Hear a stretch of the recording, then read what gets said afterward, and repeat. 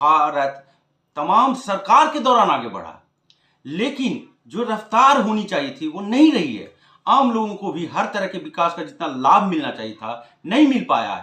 तभी तो आज भी देश की 80-81 करोड़ आबादी खाने के लिए सरकार से मिलने वाले अनाज पर निर्भर है। जाति धर्म पर आधारित राजनीति में सरकार के लिए, राजनीतिक दलों के लिए, उनके नेताओं के लिए जिम्मेदारी और जवाबदेही से बचना आसान हो जाता है। उन्हें पता है कि भारत के लोगों के पास विकल्प की कमी है और जो भी विकल्प है उसमें भी जाति धर्म के आधार पर वोटिंग की आदत डलवाने से चुनाव जीतना आसान हो जाता है।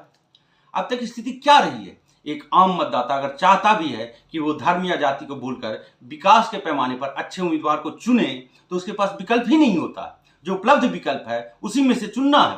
राजनीतिक दल और उनके नेता प्रत्यक्ष या अप्रत्यक्ष तरीके से आम मतदाताओं को बार बार याद दिलाते रहते हैं कि तुम अमुक धर्म से हो या अमुक जाति से हो। राजनीतिक आवरण कुछ ऐसा बना दिया जाता है कि आम मतदाता उसी में उलझकर रह जाता है। सोचें, बतौर आम नागरिक सोचें, आपका जितना विकास हुआ है, देश का जितना विकास हुआ है, उतना ही नहीं होना चाहिए था, बल्कि उससे कई गुना अधिक होना चाहिए था। अभी भी समय है, भविष्य में ऐसा राजनीतिक तंत्र बने जिसमें तमाम राजनीतिक दलों के लिए धर्म और जाति की कसौटी पर कसे बिना देश के एक एक नागरिक की अहमियत हो, जागरूक नागरिक बने। तभी ये संभव है। विकास पर फोकस करें, सवाल करते रहें। चुनाव का समय ही सवाल का समय है।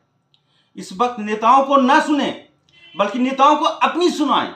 यही 2-3 महीने का समय होता है जिसमें आम लोग, आम नागरिक अपनी बातें सीधे नेताओं को सुना सकते हैं।